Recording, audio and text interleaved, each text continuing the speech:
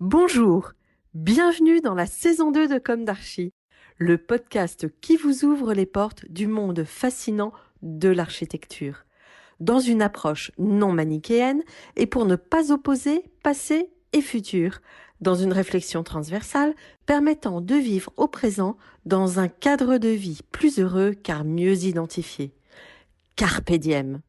Je suis Anne-Charlotte, chroniqueuse du podcast, accompagnée de l'ingénierie son pour vous offrir le meilleur. Merci et heureuse de votre fidélité. Maintenant, place au talent. Bienvenue dans Comme d'Archi.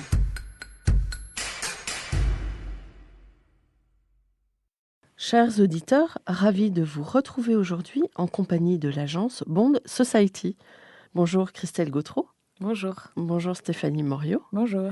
Bienvenue dans Comme d'Archi. Vous êtes architecte associé et à la tête de votre agence Bond Society que vous avez créée en 2015. Une très jeune agence d'une dizaine de personnes, jeune comme ses dirigeantes.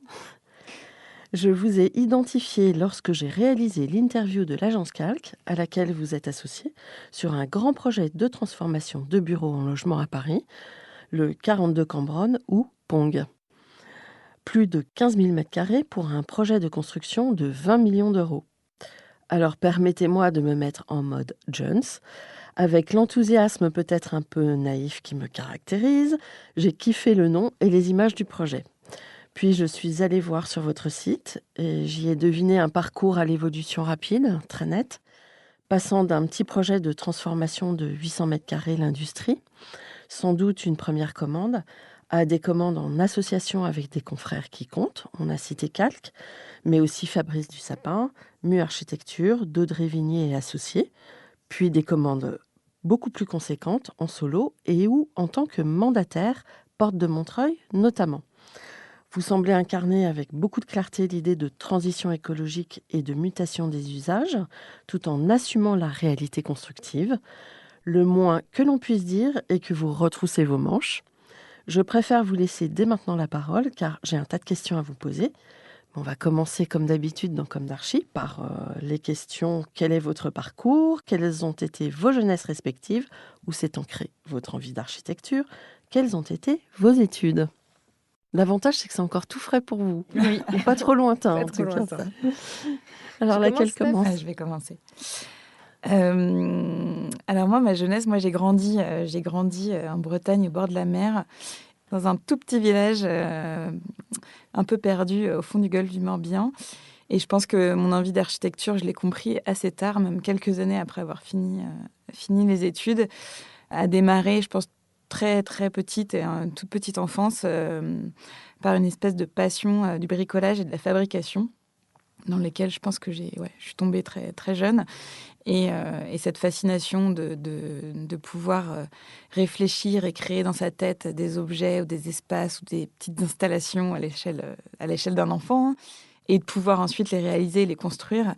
Et puis, en fait, je pense que c'est comme ça qu'est née mon envie d'architecture, même si je ne m'en suis pas du tout rendu compte avec autant de clarté pendant mes à la études. sortie du Ouais. bac, en fait, Voilà, après c'est ça. le bac. C'est ça. Puis au moment du bac, en fait, c'est toujours un peu l'angoisse de savoir qu'est-ce qu'on va faire les 40 prochaines années. Donc voilà, et puis finalement, je me suis inscrite à l'école d'architecture 1 an après le bac parce que je pense que j'étais quand même un peu dissipée, puis j'avais peur de choisir. Donc j'ai fait une année de prépa art appliqué, je ne savais pas trop pourquoi. Et puis en fait, ça a confirmé mon choix de vouloir faire de l'architecture. Et donc j'ai commencé mes études à Nantes, où j'ai fait ma licence, mon master. J'ai fait aussi un an de passage à Prague pour l'Erasmus, où c'était hyper enrichissant, plutôt d'un point de vue culturel et puis échange humain, etc. Parce que l'Erasmus, sans se mentir, on n'était pas... Enfin, en tout cas, moi, j'étais pas non plus très assidue au cours, même si on en avait déjà pas beaucoup. Mais l'intérêt, c'était aussi de se confronter à d'autres cultures, aux autres étudiants, et puis à une ville et une manière de vivre qui était très différente. de ce que je pouvais connaître à l'époque. Et puis voilà, j'ai été diplômée et puis je suis montée à Paris parce qu'à l'époque, c'était la fin de crise en fait de 2008. Donc moi, j'ai été diplômée en 2011-2012 et il y avait quand même pas beaucoup de boulot. C'était un peu compliqué. Et puis donc je suis montée à Paris pour trouver du boulot. J'ai commencé par un boulot qui n'était pas très intéressant, mais qui avait le mérite de pouvoir me faire manger et gagner de l'argent. Voilà. Et puis ensuite, on s'est rencontrés avec Christelle, mais je vais lui laisser la parole pour qu'elle raconte son histoire. Ah oui, après je raconterai comment on s'est rencontrés. Oui, donc moi, j'ai grandi en région parisienne, en Île-de-France, dans le Val-de-Marne, et puis également à Nantes. Et j'ai commencé mes études à Nantes. Et ma rencontre avec l'architecture, un peu comme Steph, je ne saurais pas vraiment dire à quel moment c'est apparu, mais je sais qu'enfant, j'étais très passionnée pareil, de bricolage. Je passais mes étés dans l'établi de mon père à fabriquer des maisons et des bateaux pour mes Playmobil en bois, à pyrograver, Et puis, j'aimais beaucoup les châteaux et j'ai aussi grandi, et je sais que ça marque aussi aujourd'hui mes sensibilités dans la maison des années 30 de mes grands-parents en Île-de-France. Donc, il y avait tous ces... Enfin, il y a des choses, en fait, on s'aperçoit aujourd'hui que ça nous a marqué dans l'enfance. Et puis, bon, bref, je grandis à Nantes et puis, finalement, je me retrouve un peu par hasard... Je dessinais un peu des maisons ado, mais rien n'était... Voilà, c'est pas quelque chose qui était ancré dans ma famille, en fait, l'architecture. Et puis, je commence des études d'archi en... Pas les arts non plus Non, pas tant. Non. Ouais. Et c'est vraiment... c'est plus par la question sociale. Je pense que l'architecture me touchait aussi. Et puis, je commence des études et sans m'en apercevoir, en quelques mois, je me rends compte que je suis très bien là où je suis et que j'ai envie de me lever le matin et d'aller étudier, même si, évidemment, certains cours étaient plus excitants que d'autres dans les premières années. Et puis ensuite, je fais 2 années à l'école de Nantes et je déménage à Paris plutôt pour des raisons personnelles, mais finalement, je me retrouve à étudier à la Villette et ça me correspondait très, très bien comme école parce que c'était très libre et je pense que j'avais déjà une certaine maturité et j'avais envie de choisir les cours dans lesquels j'allais. Et la Villette proposait vraiment une pluralité de cours et d'enseignants. Le côté fac, ça m'allait bien. Enfin, c'est pas une fac, mais il y avait un côté comme ça un peu dans cette école. Et puis, j'ai également fait un Erasmus à Prague, mais quelques années avant Steph. On ne s'était pas encore rencontrés. Et ensuite, je suis revenue à Paris. Je suis partie faire un stage à Londres. J'ai fait mon diplôme à la Villette. Et j'ai commencé chez Reichen et Robert pendant 1 an et demi. J'ai appris, mais disons que c'était pas du tout la taille d'agence qui me correspondait. C'était beaucoup trop grand. En revanche, je me suis fait de vrais amis là-bas et c'était un premier pas dans quelque part le milieu archi aussi professionnel. Et ensuite, j'ai été recrutée chez Fabrice Dussapin par en fait le mari de mon ancienne chef de projet qui avait parlé de moi. Il cherchait quelqu'un. Et j'entre en 2011 chez Fabrice Dussapin, juste après la séparation avec François Leclerc.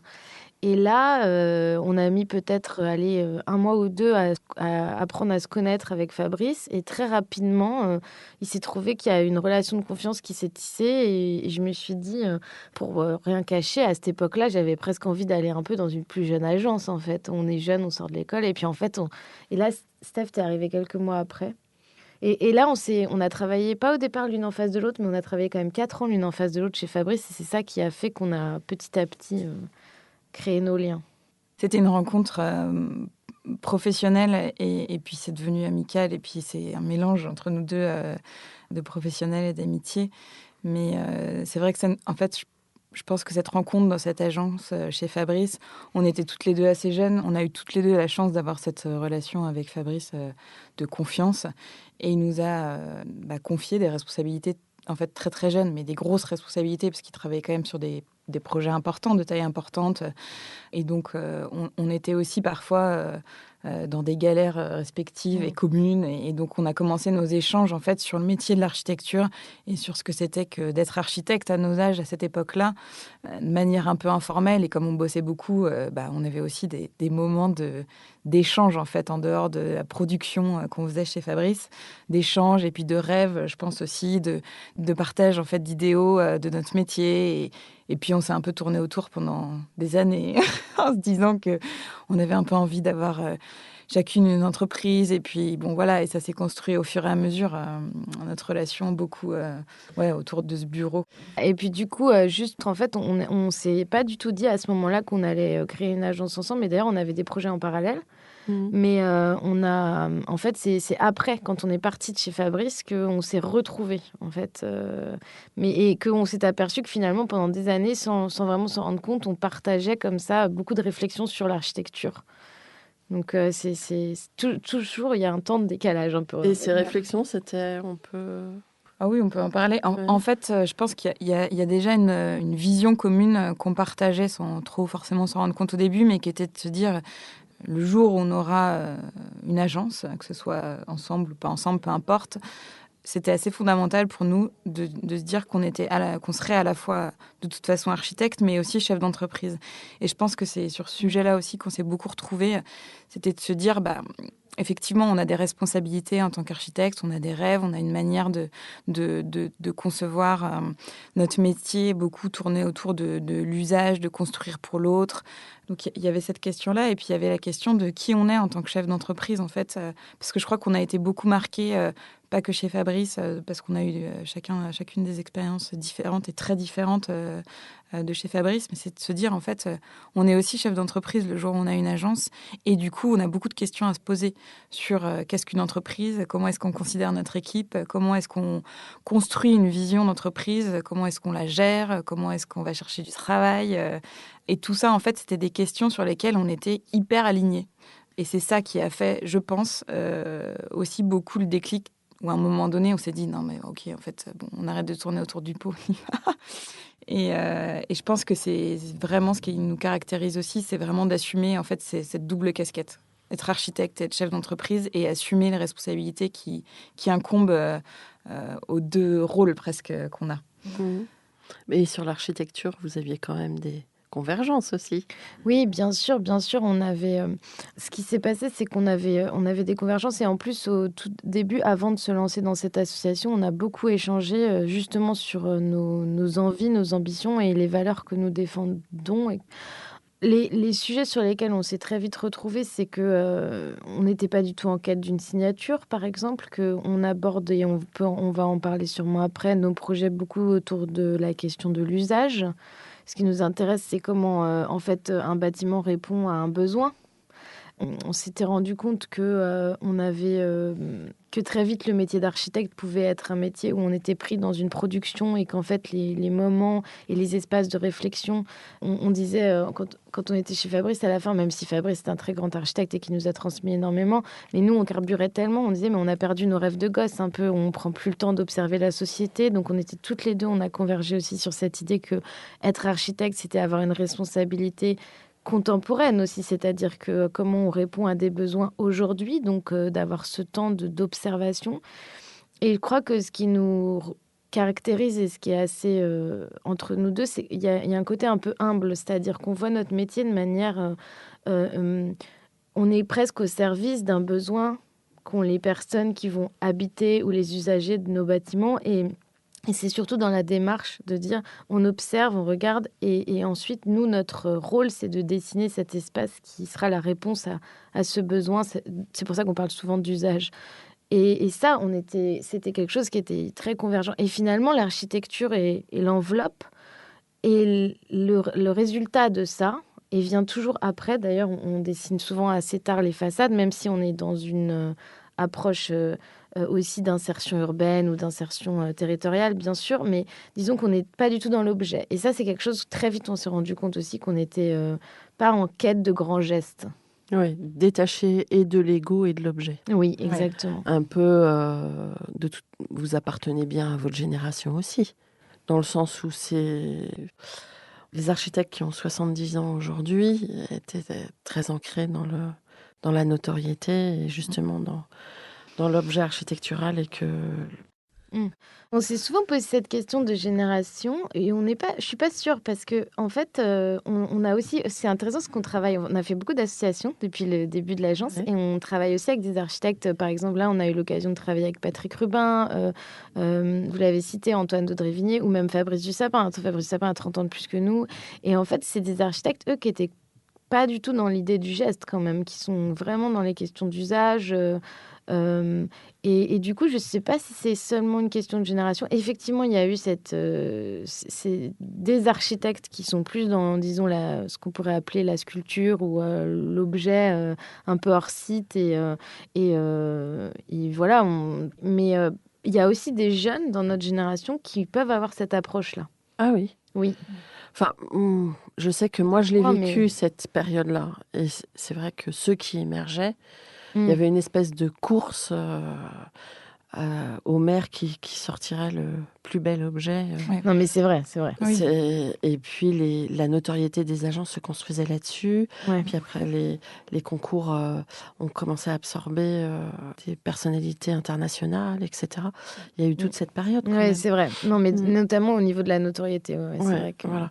Mais après, c'est intéressant de savoir que de votre génération, il y en a qui sont encore dans cette logique-là. C'est marrant.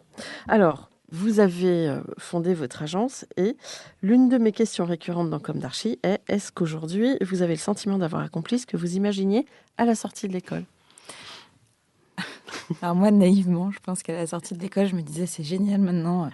Moi, on a encore des étudiants de temps en temps, ou même des jeunes qui candidatent chez nous, qui nous disent ça, et je trouve ça naïf, et en même temps, je trouve ça génial. Mais l'idée, c'était, je me disais, bon, c'est bien maintenant, je vais pouvoir participer à changer le monde, quoi. Donc, c'était assez naïf. Mais en même temps, je pense que c'est quand même une espèce d'utopie comme ça, de se dire qu'on va pouvoir accompagner, en fait, c'est plutôt accompagner les changements sociétaux, d'usage, etc. Mais finalement, à la sortie de l'école, moi, j'étais assez plus stressée, en fait, de me dire, est-ce que je vais réussir à faire mon métier et trouver du boulot et comment je vais faire, plutôt que d'être dans une construction, finalement, du rêve de ce qu'allait être mon parcours, en fait, ou en tout cas la manière d'exercer ma profession. Je trouve que depuis qu'on a monté l'agence, je suis beaucoup plus dans ce que j'imaginais, même si c'était pas très clair, de dire qu'effectivement, on puisse être à la fois un peu chercheur, un peu concepteur, bâtisseur. Enfin, en fait, c'était tous ces métiers-là qui, pour nous, on va peut-être en parler après, mais font, en fait, pour nous, la profession d'architecte, en tout cas la manière dont on l'envisage avec Christelle. Mais par contre, avoir le sentiment d'avoir accompli quelque chose, non, pas du tout. Enfin, je pense qu'on accomplit des petites choses au quotidien, mais en tout cas, il en reste tellement à faire, on a encore tellement d'envie que je ne sais pas si un jour j'aurai le sentiment d'avoir accompli... d'avoir accompli en fait quelque chose. Pour moi, c'est la magie du métier aussi, c'est qu'en fait, il se renouvelle en permanence puisqu'il accompagne le monde et qu'on est en mouvement en fait. Donc, voilà. Christelle ? Oui, alors moi, un petit peu quand même sur un sujet. Alors, je ne savais pas du tout quel architecte je serais en sortant de l'école. Et d'ailleurs, c'est marrant parce que quand j'étais étudiante, je me passionnais pour les écoles, etc. J'étais pas forcément très touchée par l'habitat, alors qu'aujourd'hui, je crois que c'est un des sujets qui me fait me lever le matin. Donc, il y a eu plein de surprises aussi dans le parcours et des révélations. Mais alors, en revanche, je crois que j'avais quand même déjà un petit peu à cœur et conscience des responsabilités de société et un peu politique. J'avais fait mon diplôme sur l'aéroport de Notre-Dame-des-Landes et je m'étais quand même dit que si je fais ce métier, il faut que je le fasse avec un engagement, une responsabilité et une conscience de société. Et, enfin, c'est un peu politique quand même comme profession. Et j'avais aussi un petit peu quand même déjà la petite graine de créer une agence, mais pas dans le sens de créer la plus grande agence, etc. C'est pas du tout ces ambitions-là. Mais d'ailleurs, on les a encore aujourd'hui. C'est plutôt de dire... On dit souvent que Bond Society, c'est une plateforme, c'est un terrain de jeu. Ça, c'était ça. Je me disais, si un jour je crée une agence, comme disait Steph, être un peu chercheuse, bâtisseuse, etc., c'est un peu un laboratoire qui va nous permettre à nous, mais aussi à toute notre équipe, de partir en exploration. Et ça, j'avais déjà un petit peu ça quand même à la sortie de l'école. Mais je rajoute un petit truc, je pense qu'on n'en a pas parlé tout à l'heure, mais je pense que ce qui nous réunit aussi avec Christelle, c'est une forme de quête de liberté. Oui. Je pense que ça, par contre, on l'a depuis, je pense, très petite, toutes les deux. Et je pense que quand même, je réfléchis un peu à haute voix là, mais je pense qu'effectivement, qu'à la sortie de l'école, toutes les deux, même sans trop s'en rendre compte, on avait quand même ce besoin en fait de pouvoir se sentir libre, sans trop savoir. Effectivement, on avait toutes les deux l'ambition de pouvoir un jour avoir une entreprise et de pouvoir s'exprimer au travers de cette entreprise. Mais je pense qu'en fait, c'était aussi une envie de liberté et de pouvoir avoir une forme de liberté d'expression au travers de notre métier d'architecte. Et je pense qu'on s'est aussi créé en fait la possibilité d'avoir cette liberté en créant l'agence, même si on n'est pas complètement libre et on ne le sera jamais, ce qui est normal. Parce que c'est un métier très contraint. Bien sûr. Mais de pouvoir de pouvoir trouver cette liberté dans la contrainte, je pense que ça nous anime profondément. Vous êtes les chefs d'orchestre. Oui. Alors, vous avez déjà anticipé sur ma question. Je voulais vous demander pourquoi vous aviez choisi le nom de Bond Society. En fait, donc Bond, c'est un synonyme de Lynx en anglais. Et quand on a donc nos premières années, et ça c'est aussi un sujet où on s'est retrouvés, nos premières années on a travaillé, donc Fabrice nous a donné très tôt de grandes responsabilités. On était chef de projet à 27-28 ans sur des grands projets. On s'est rendu compte que pour construire un projet disons, intelligent qui répond bien à la question, c'était impossible de le faire seul et qu'en fait, c'était finalement la rencontre entre une maîtrise d'ouvrage, une maîtrise d'œuvre, les architectes, les bureaux d'études, parfois les futurs usagers et les futurs habitants ou les futurs écoliers, etc. Et du coup, on s'est dit tout de suite qu'on serait toujours plus fort à plusieurs et que c'est pas parce qu'on est les chefs d'orchestre en tant qu'architecte qu'on est meilleur ou au-dessus des autres. C'est aussi des rencontres avec des entreprises de construction. Et donc, l'idée, c'est de défendre cette idée de faire ensemble, de faire le collectif. Voilà, je ne sais pas si tu veux rajouter quelque chose. Ouais, pour autant, il faut quand même s'imposer. Oui, bien sûr. Ouais. Non, mais je pense qu'il y avait cette volonté, effectivement, de dire il faut qu'il y ait une direction qui soit donnée à un moment donné, mais il faut aussi la partager, cette direction. Et comprendre que sur la vie d'un projet, il y a évidemment des intérêts qui sont parfois divergents, qu'il faut savoir réaligner, etc. Et donc, c'était plutôt de faire avec que de faire contre. En fait, l'idée, c'était vraiment ça, c'est-à-dire de pouvoir fédérer tout le monde, plutôt que de dire moi, grand chef, je vais pouvoir faire tout seul. Et puis, je pense que l'autre sujet de Bond Society, pourquoi c'est un nom ? Parce que ça s'appelle pas non plus Gautreau Morio. Et c'était aussi une volonté parce que finalement, l'entreprise qu'on a construite, aujourd'hui, on est dans une phase où presque elle se co-construit aussi avec l'équipe. Et c'était une manière de pouvoir rendre possible l'appropriation par d'autres personnes de notre équipe, l'appropriation finalement de cette plateforme, de ce terrain de jeu dont parlait Christelle, qu'il nous appartienne, mais qu'on puisse le partager aussi très facilement et que ce ne soit pas une entité qui appartienne à deux personnes uniquement. Voilà. Bon, là, je vais faire un petit jeu de mots. Est-ce que vous vous considérez comme des Bond Girls ? Si je puis me permettre, qu'induit votre métier sur votre vie personnelle ? Vous répondez vraiment à votre guise. Et que pensez-vous du prix de la femme architecte ? Là, je pense que vous voyez à peu près où je veux en venir. Ouais. Les Bond Girls, je crois pas qu'on soit des Bond Girls.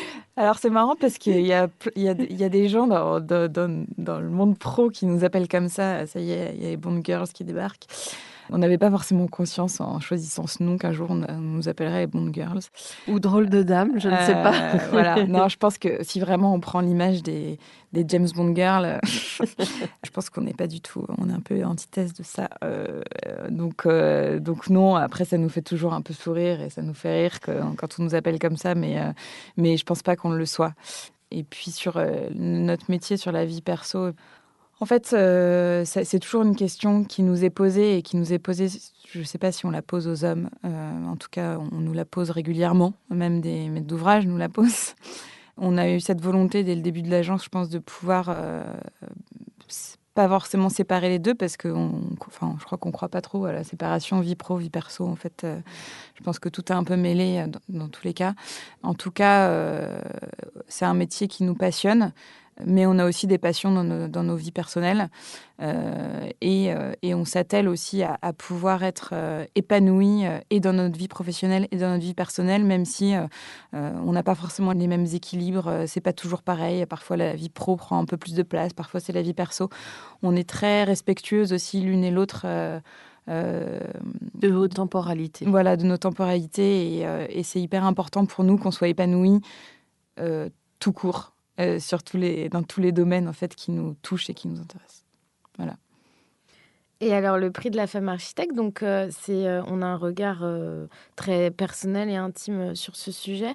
Nous, on n'est pas très ancré dans les prix genrés. Ça nous parle, enfin, ça nous touche pas vraiment. Et en plus, on trouve ça encore, enfin, quelque part, ça nous rend assez triste que ça existe. Ça existe encore. Voilà, encore. Mais c'est En revanche, c'est ce qu'elles disent. Hein. Voilà, mais en revanche, on a énormément de respect et on respecte complètement la démarche de nos consoeurs qui portent ce prix et aussi de nos consoeurs qui se présentent à ce prix. En fait, ce qu'on dit par rapport... donc, on a quand même très engagé et on peut dire qu'on est engagé aussi pour que ce métier se féminise et que les femmes puissent vraiment prendre leur place dans la profession et notamment se lancent, créent leurs agences et que les jeunes étudiantes aujourd'hui puissent se dire mais c'est pas parce que je suis une femme que je peux pas construire. Et du coup, nous, on a nos propres batailles. Elles ont celles... Enfin, ça fait partie, cette bataille, le prix de la femme architecte, de certaines batailles de nos consoeurs. Et tant mieux. Et en fait, il n'y a pas de contre, on est avec. Mais en revanche, on a choisi de ne pas forcément postuler à ce prix-là. D'accord. Mais on n'a rien contre cette bataille et on la respecte. Et de toute façon, il y a tellement de choses à faire pour que notre métier s'équilibre que tous les sujets sont bons à prendre. Hein, Alors, comment est organisée votre agence ? Vous avez des pôles, l'effectif actuellement, avec le Covid, peut-être que ça a baissé, on n'en sait rien.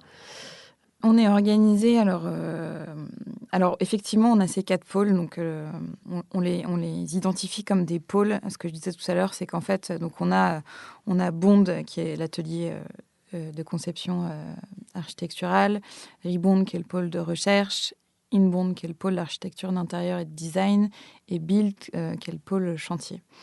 En fait, pour nous, ce que je disais tout à l'heure, c'est finalement 4 métiers qui constituent pour nous le métier d'architecte.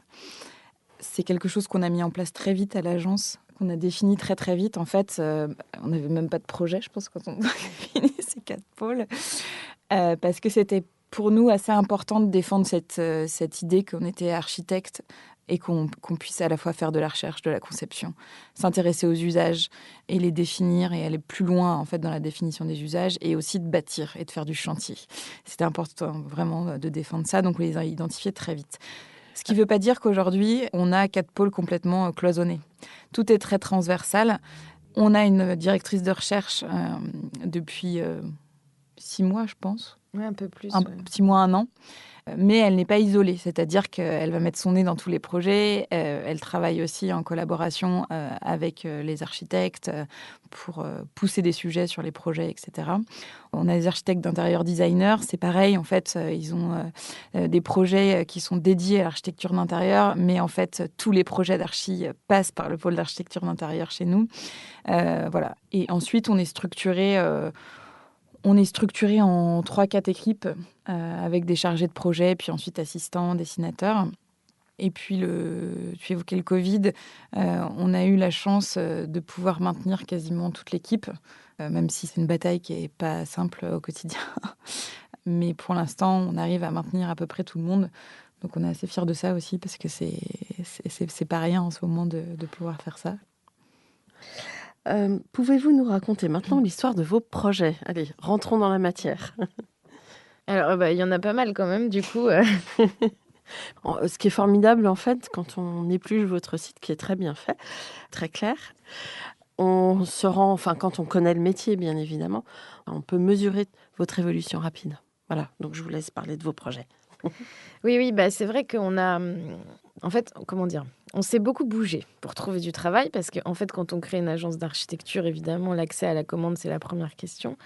On avait, comme tout le monde, on a commencé par faire des cuisines, des salles de bain, quelques appartements. Et puis, en fait, très tôt, on s'est rendu compte que si on voulait un peu grandir, alors on n'a pas forcément l'ambition d'avoir une agence trop grande, mais comme on avait cette idée de créer une équipe de réflexion, il fallait automatiquement accéder à d'autres projets. Et du coup, l'histoire des projets, elle s'est construite sur une volonté qui a été écrite dès le départ de ne surtout pas entrer dans une case au niveau des programmes. C'est-à-dire qu'avec Steph, on s'est tout de suite posé la question, comment on fait pour que dans 5 ans, on ne nous dise pas vous êtes des architectes spécialistes du logement ou vous êtes des architectes spécialistes des gymnases ou... En fait, vous voulez dire que vous avez intégré l'ADN de la réversibilité d'emblée?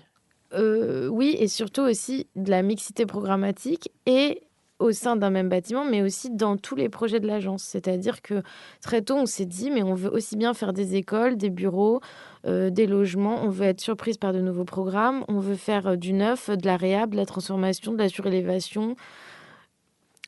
On ne voulait pas se mettre de limites. Et du coup, on s'est dit, comment on fait? Parce qu'on sait que dans ce métier, très vite, on peut être étiqueté. Avec aussi sur les candidatures d'appel d'offres. Système de référence. Voilà, la référence, C'est ça. moins de 2 ans, il faut avoir fait une Voilà. école, un ceci, un cela, alors qu'il faut bien commencer un jour. Voilà. Et quand vous commencez, tac, tout de suite, vous êtes en effet étiqueté. Voilà, c'est ça. Et du coup, on s'est donné les moyens. Et c'est aussi pour ça qu'on a fait des associations. Grâce à nos confrères et consoeurs, on a réussi à accéder à certaines commandes où on n'avait pas forcément de référence, comme l'école de Drancy qu'on a fait avec Antoine de Drevigné. Première candidature à l'agence, première gagnée, premier concours, premier gagné. Donc, c'est ça qui fait aussi qu'aujourd'hui, on a réussi à livrer une école dans les 5 premières années de l'agence. C'est aussi grâce à Antoine qui nous a donné accès à cette commande. Ensuite, on avait aussi cette idée de conserver les sujets de recherche. Donc, en fait, quelque part, on a allumé plein de feux avec plein de casseroles différentes. Et on s'est dit, OK, en gros, les 2 premières années, il faut absolument qu'on trouve des projets très variés, très différents pour nous, finalement, se nourrir de cette diversité apportée par différentes situations, différents territoires, et aussi pour que l'agence puisse commencer à écrire son histoire en étant assez ouverte et finalement ne surtout pas entrer dans une case.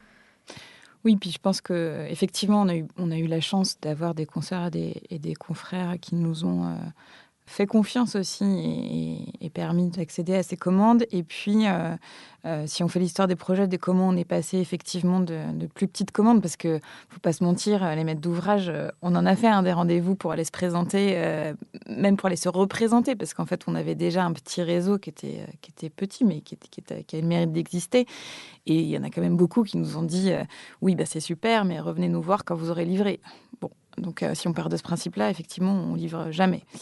Mais donc, on a fait ces premières collaborations. Et puis, en fait, on a eu aussi la chance d'arriver dans une période où il y a tous ces appels à projets innovants qui ont été lancés. Et les collectivités et les maîtres d'ouvrage étaient aussi en quête de jeunesse et de nouvelles idées, etc. Et du coup, ça nous a aussi permis, en fait, de trouver une place, qu'on soit écouté, en fait, qu'on ait la place de s'exprimer.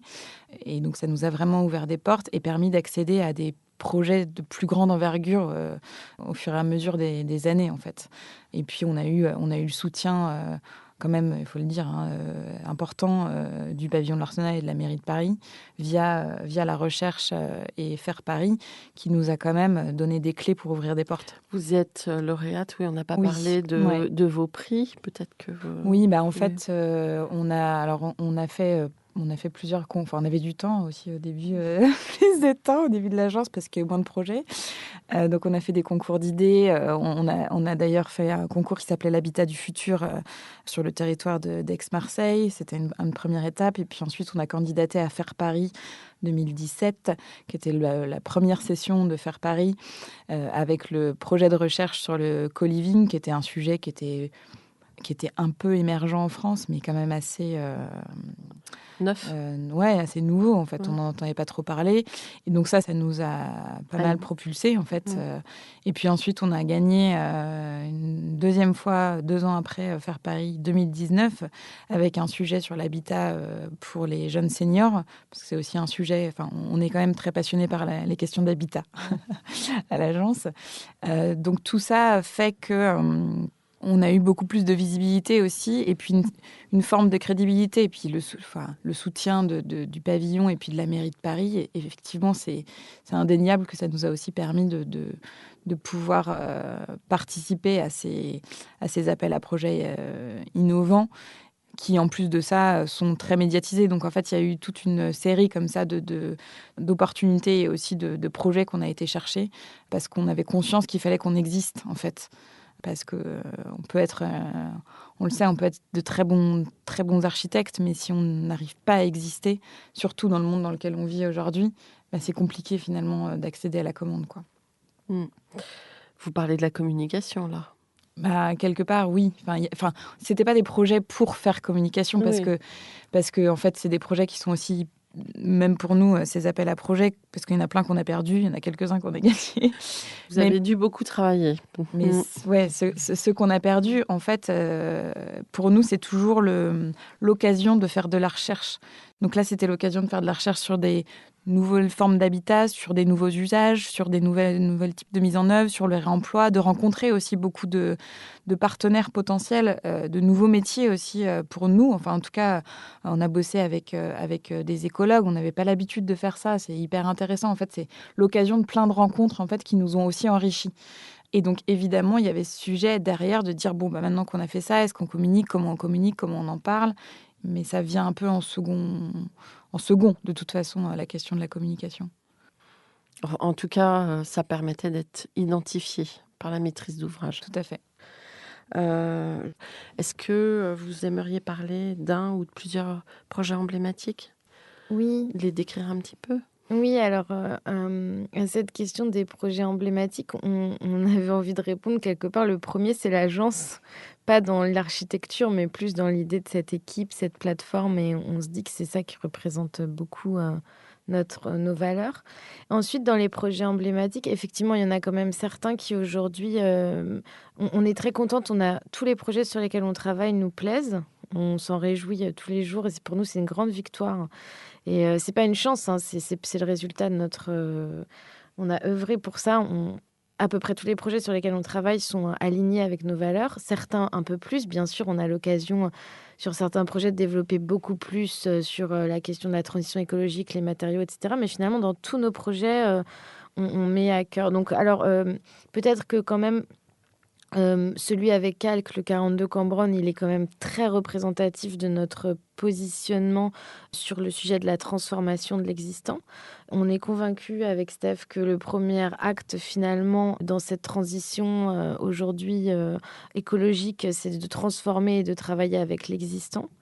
Et ça, on pense que c'est un métier aussi qu'on doit apprendre parce que travailler sur des bâtiments existants et transformer, c'est pas pareil que construire des bâtiments neufs. C'est un vrai...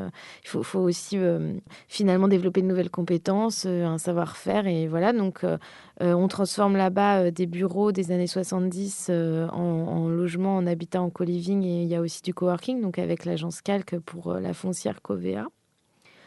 Un autre projet emblématique, c'est quand même la Porte de Montreuil. Donc, c'est cette fameuse consultation appel à projet innovant international où là, l'idée était de dire comment on peut construire la ville bas carbone. Alors, c'est un grand mot de dire ça, mais en réalité, ce qui est intéressant dans ces projets, c'est que... Donc là, on est 4 architectes. Il y a Tatania Bilbao, Seri, Atelier Georges et nous aussi. Donc chacun, on a des bâtiments, certains ensemble.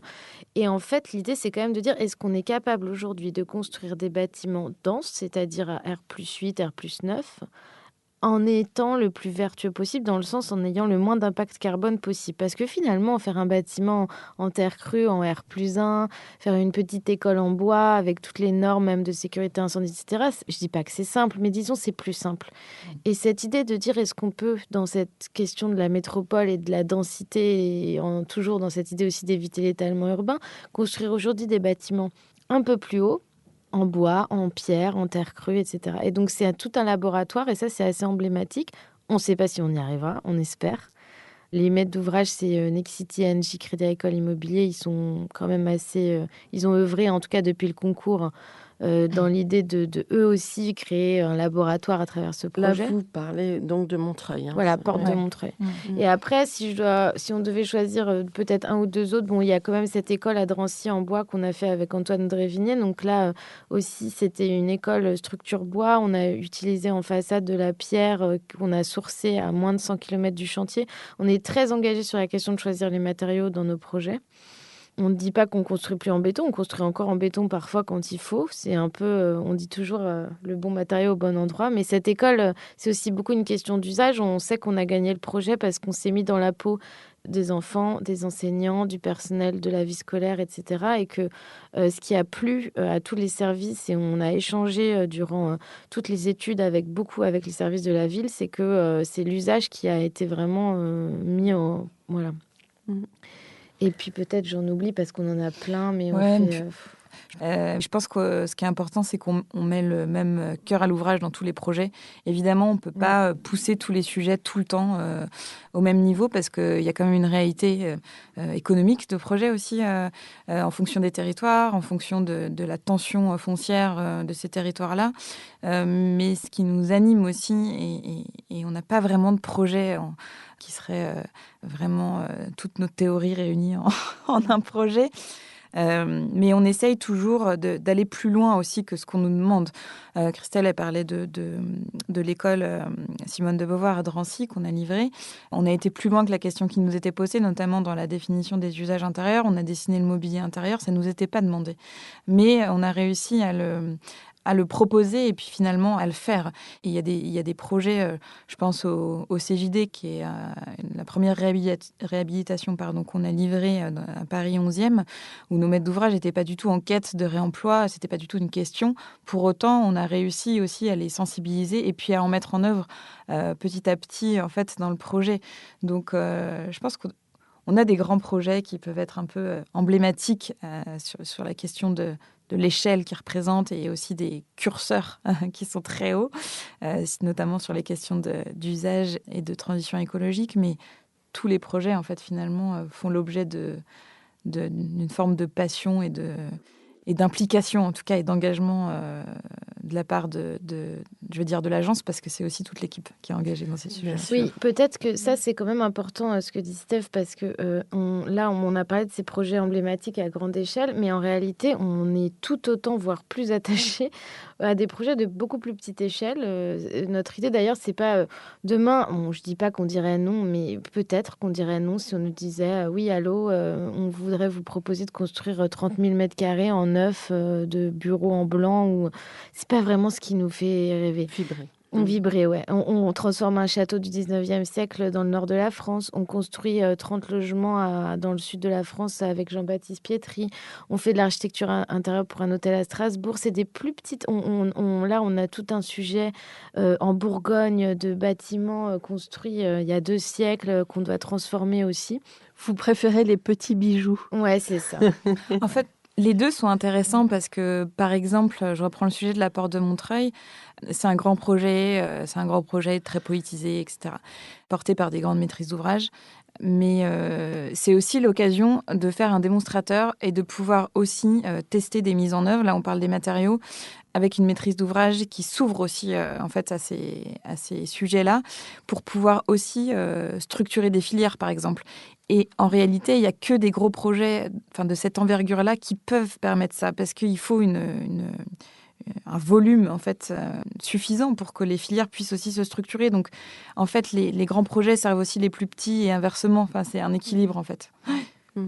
On met autant de cœur à préserver en tout cas à intégrer par exemple un hôtel dans un château du 19e que de construire une dent creuse dans Paris ou que de construire...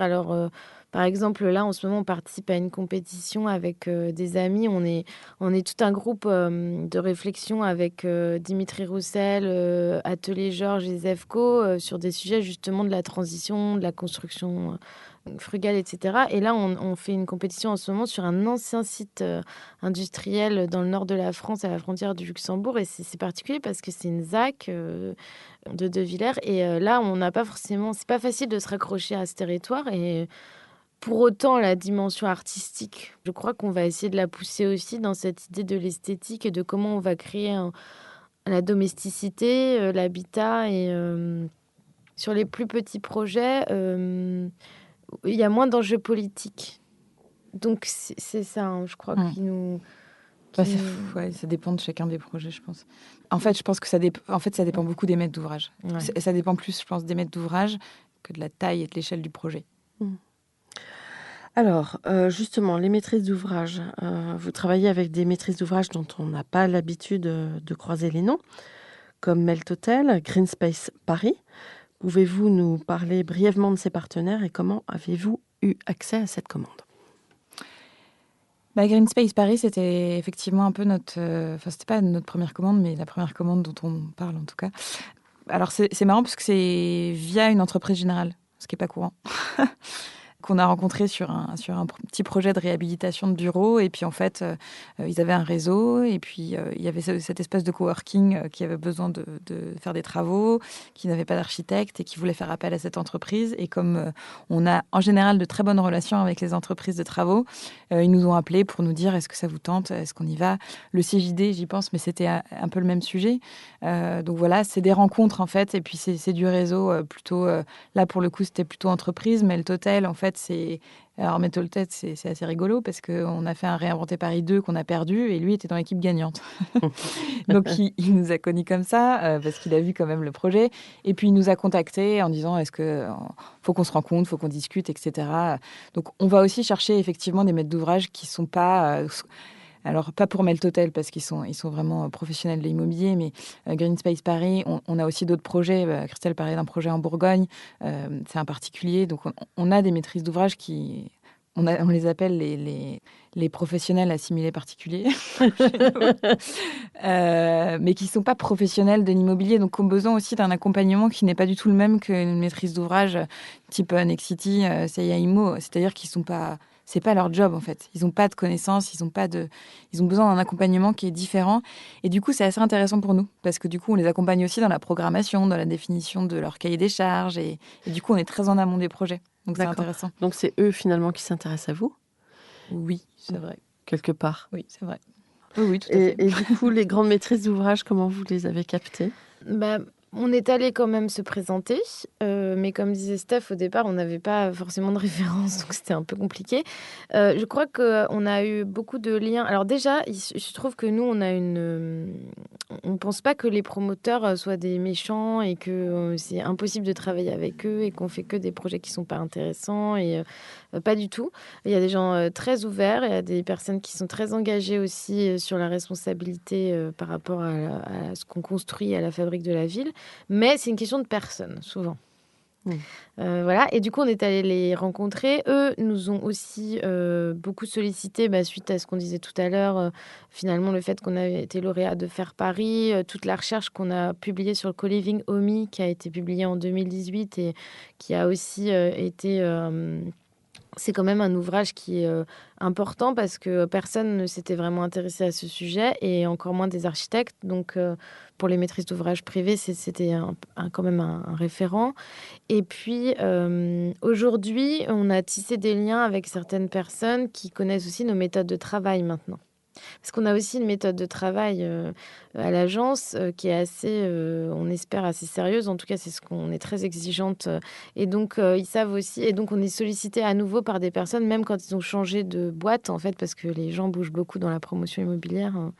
Mais on a remarqué qu'on nous appelait quand même pour des projets qui étaient assez alignés avec ce qu'on défend à l'agence. Et donc, ça, c'est chouette.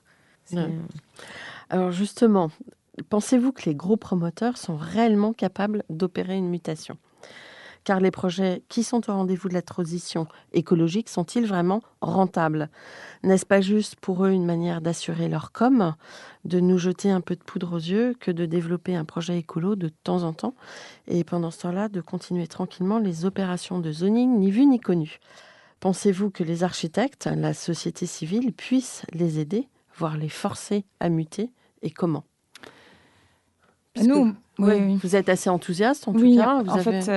Nous, on pense que oui, c'est possible. Et puis, il y en a plein qui le font déjà, en réalité. Alors, évidemment, c'est pas pareil quand on est un grand groupe de promotion immobilière d'opérer une mutation que quand on a un promoteur plus petit. Parce qu'évidemment, il faut aussi embarquer, je pense, toutes les équipes en interne dans ces sujets-là. Mais ça fait quand même plusieurs années qu'on observe aussi des changements d'équipe. Et c'est assez intéressant chez les promoteurs. Donc, des nouvelles compétences. Enfin, en tout cas, des gens qui ont des parcours différents de ceux à quoi on était habitués. Et ils opèrent déjà ces mutations. Je vais prendre l'exemple de la Porte de Montreuil parce que je pense qu'il est assez emblématique sur ces sujets-là. Il y a forcément un sujet de communication pour eux. Il faut pas le nier. Ils ont aussi besoin de dire qu'ils sont capables de faire différemment. Par contre, ils ont quand même un engagement qui est quand même très fort.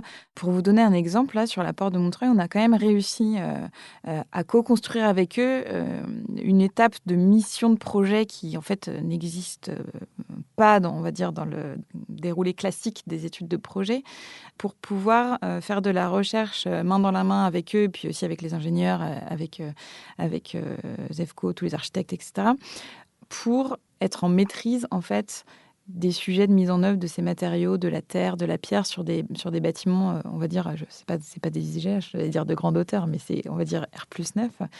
Et ils sont engagés dans cette mutation-là. Et la mutation, elle va forcément aussi passer par la formation et la capacité à acquérir de nouvelles compétences, parce qu'en fait, personne, en fait, aujourd'hui, enfin, en tout cas, les gens qui sont aux manettes n'ont pas été formés à ça. N'ont pas été formés forcément à ces sujets, en tout cas de transition écologique. Donc, c'est aussi tout un accompagnement qu'il faut faire dans l'apprentissage, la formation à ces nouvelles compétences, revoir aussi tous les modèles, parce que ça chamboule beaucoup, beaucoup de choses. Et c'est pas forcément non rentable. Enfin, je crois qu'on serait au courant, et les premiers au courant, si par exemple, la porte de Montreuil pouvait être un projet non rentable. C'est pas le cas. L'objectif, c'est aussi de trouver un modèle qui économiquement est viable pour tout le monde, parce que sinon, ça n'a pas d'intérêt. Donc, c'est une mutation qui va prendre plus de temps, on pense, pour certains, et qui va être plus rapide pour d'autres, mais on pense qu'ils en sont capables. Et c'est aussi, à mon avis, à un moment donné, ils auront peut-être aussi plus le choix que de le faire, mais c'est aussi, je pense, aux politiques publiques aussi de pousser ces sujets-là. Et d'ailleurs, ils le font déjà sur certains territoires, parce que c'est aussi des volontés politiques qui poussent ces sujets-là. Et c'est fondamental que la politique et les pouvoirs publics puissent pousser, en fait, la question de la mutation. Et encore plus qu'aujourd'hui, je pense. Alors, juste une petite question aussi pour nos auditeurs. On parle de terre crue, de pierre, de bois, mais pour un profane, c'est des techniques qui existaient avant. Oui. Alors que nous, on en parle et on met ça en perspective avec de l'innovation. Donc, il y a à la fois une redécouverte de savoir-faire, c'est ça ? Oui. Oui, c'est des matériaux d'antan, en fait. Bah oui. En fait, toute la question, elle est... En fait, ce qui s'est passé, c'est que l'industrialisation de la construction, en fait, a aussi appauvri, en fait, les méthodes de construction. On parle beaucoup du grand méchant béton en ce moment, mais ça a aussi permis de construire beaucoup de logements, de construire plus haut, plus vite, etc. Donc, c'est pas non plus un matériau qu'il faut complètement dénigrer. C'est un matériau qui a beaucoup de qualité. Et du coup, aujourd'hui, on se retrouve aussi dans un système réglementaire. Je pense que pour les gens qui connaissent pas forcément le milieu de la construction, il y a un système réglementaire assurantiel qui est tellement, qui verrouille tellement finalement de solutions, en tout cas de solutions constructives pour des bâtiments de plus de 2-3 étages, qui ne nous permettent pas aujourd'hui d'avoir une liberté en fait d'utilisation de ces matériaux d'antan, en fait, qui ont toujours existé. Et du coup, c'est effectivement une redécouverte. Alors, redécouverte, toute mesure gardée, mais c'est comment est-ce qu'on fait pour construire avec des gisements et des ressources locales ? En fait, c'est ça la question. Donc, il faut passer par une phase test. Voilà. Et c'est plus d'investissement. C'est de l'investissement, c'est du temps. L'idée, c'est que ce temps-là puisse permettre de construire ce projet, on parle de la porte de Montreuil, mais puisse permettre de construire derrière, parce que c'est un projet démonstrateur quand même, l'idée c'est ça, puisse permettre de construire plein d'autres projets et aussi plein d'autres projets dans des zones où le coût de construction devra être plus bas, parce qu'on est quand même à Paris sur ce projet-là. Donc on sait qu'on a une marge de manœuvre aussi sur le coût de construction qui n'est pas celui d'une petite ville, clairement.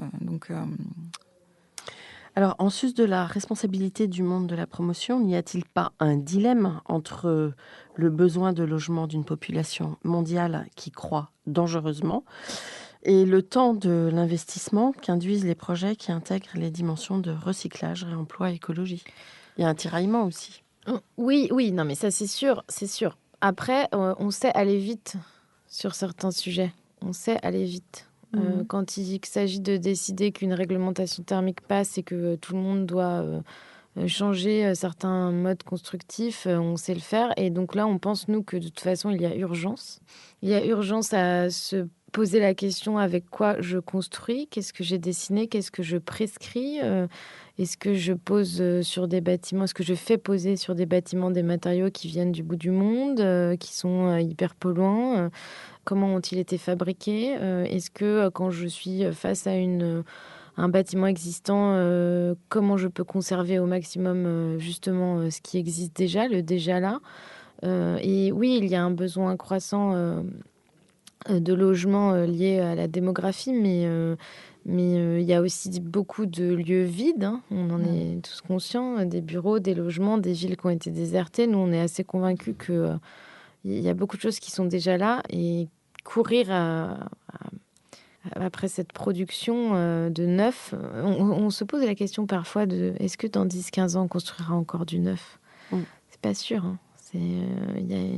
Peut-être qu'on va réussir à tous se loger dans l'existant. Alors, ce qui est étonnant, c'est que quand j'ai commencé à travailler, il y a plus de 25 ans, la question se posait déjà. Et on s'aperçoit et on disait déjà, le ex nihilo, c'est voué à disparaître. Et ex nihilo, donc construire du neuf, en gros. Et en fait, moi, je constate que depuis ce temps-là, il y a des opérations qui sont de plus en plus grosses qui sortent. Je pense qu'il y a aussi une question de... Moi, je reviens à la poétique, mais il y a aussi un vrai sujet, en fait, de poétique. Enfin, c'est des volontés poétiques. À un moment donné,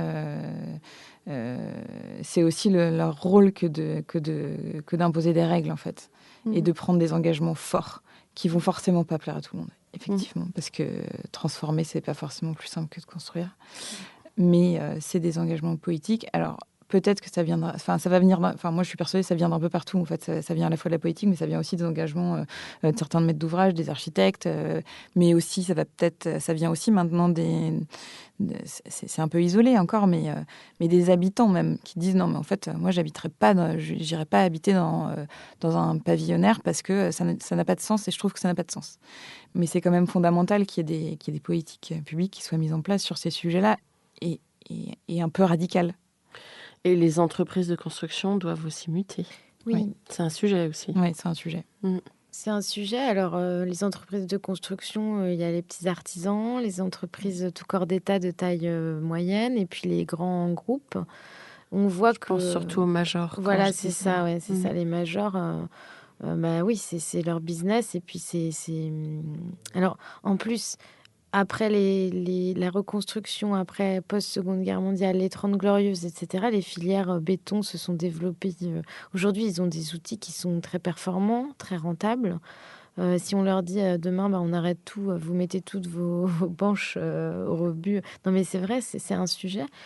Les architectes, nous, on a une responsabilité aussi dans la manière dont on dessine. On le disait tout à l'heure, on n'est pas contre le béton, mais c'est quand même facile de dessiner un bâtiment en béton. Bien sûr. Je veux dire, on peut tout faire. On peut tout faire. Voilà. Donc là, en ce moment, par exemple, nous, on essaie de lutter contre le voile percé. On dit, mais pourquoi on coule autant de béton? Ça sert à rien. En faisant des structures poteaux dalles ou poteaux poutres, et puis on remplit avec des matériaux... Recommençons à dessiner. Voilà, exactement. On essaie de dire, si on doit utiliser le béton, on le met seulement là où on en a besoin. Et ensuite, peut-être aussi que les artisans et les savoir-faire et les métiers vont se redévelopper, parce que c'est aussi ça, c'est qu'en fait, il y a eu un problème de transmission ces dernières décennies. Et il y a un problème de matière aussi. Il y a un problème de matière. Un problème de matériaux, de filières qui ne sont pas structurées. Enfin, je ne sais pas si vous avez entendu parler, là, mais c'est quand même très compliqué.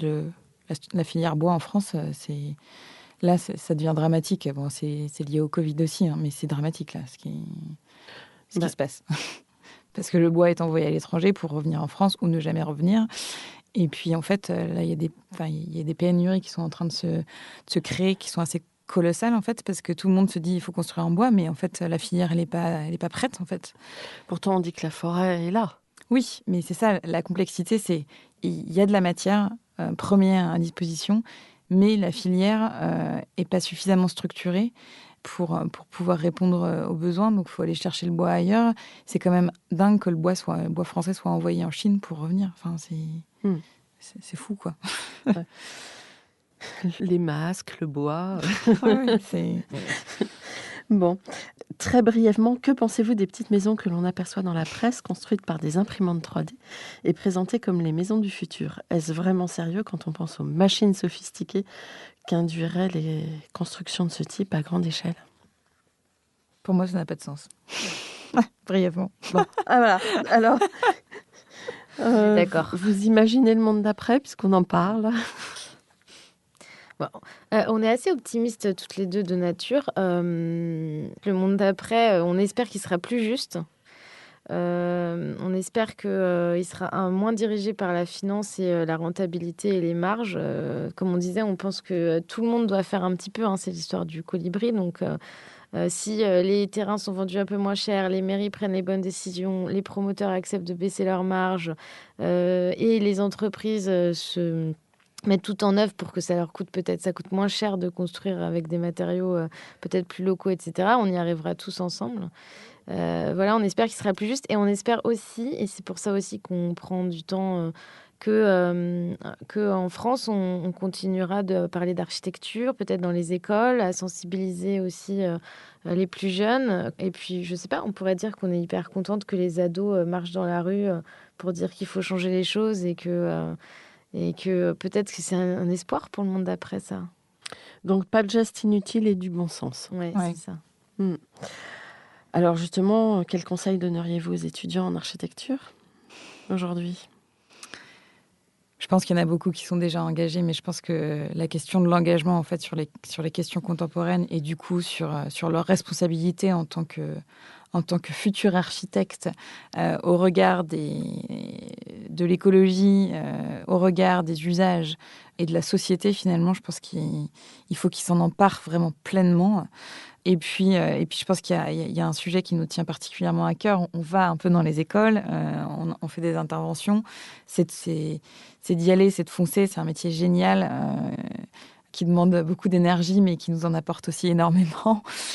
Donc, il faut foncer et puis qu'ils n'hésitent pas non plus à contacter des jeunes agences. Nous, on prend toujours beaucoup de plaisir, en fait, à échanger avec eux. Et puis peut-être le dernier sujet sur les étudiantes, c'est parce qu'il y en a quand même beaucoup plus en école que d'étudiants.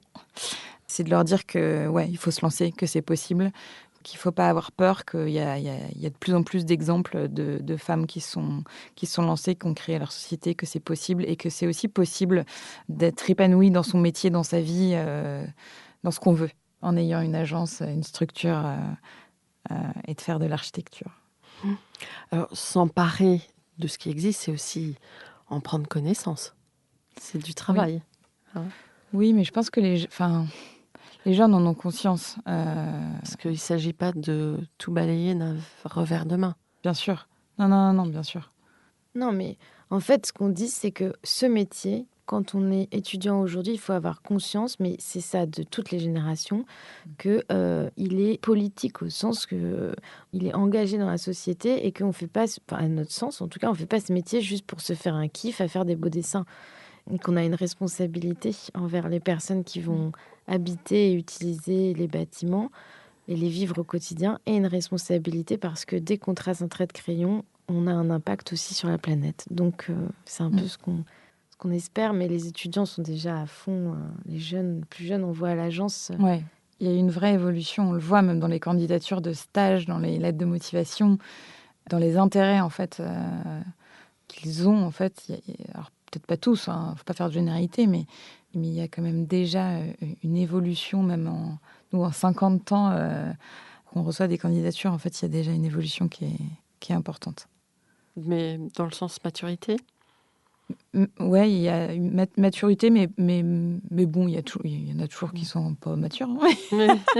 Mais dans le sens maturité, mais non, vraiment dans le sens ils arrivent à exprimer ce qu'ils ont envie de faire et les sujets sur lesquels ils ont envie de travailler. Et de l'exprimer vraiment clairement, quoi.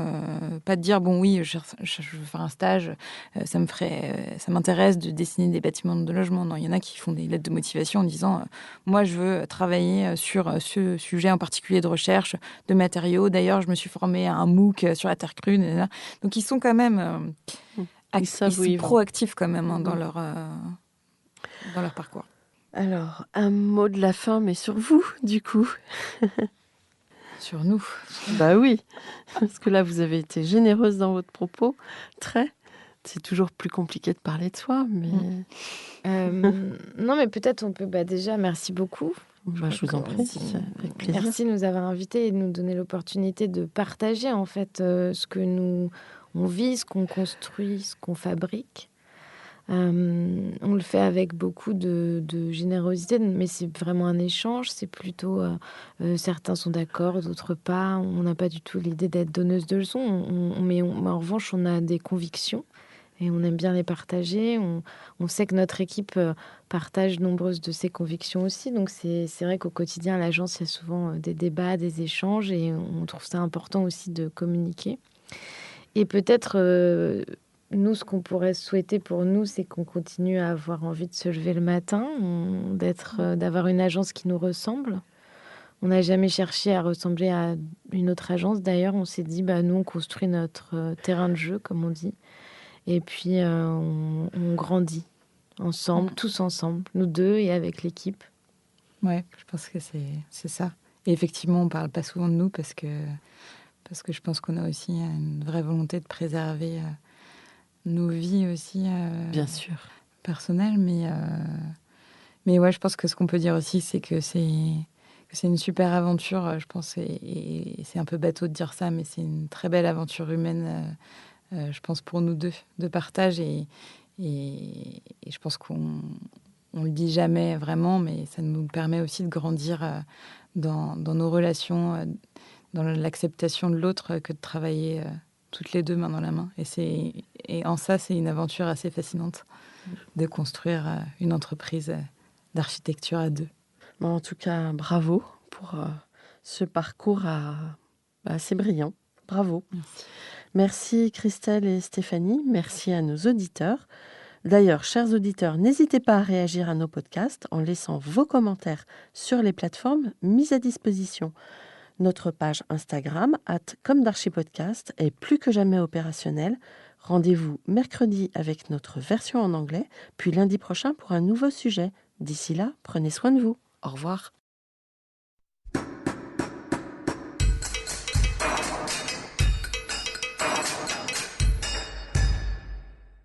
Chers auditeurs, merci pour votre écoute. N'oubliez pas de retrouver nos sujets en avant-première sur Instagram à l'adresse Comdarchi Podcast, COMDARCHI Podcast. Si vous aimez ce podcast, favorisez sa diffusion en lui donnant 5 étoiles sur Apple Podcast, plus un petit commentaire, ou sur votre plateforme de podcast favorite.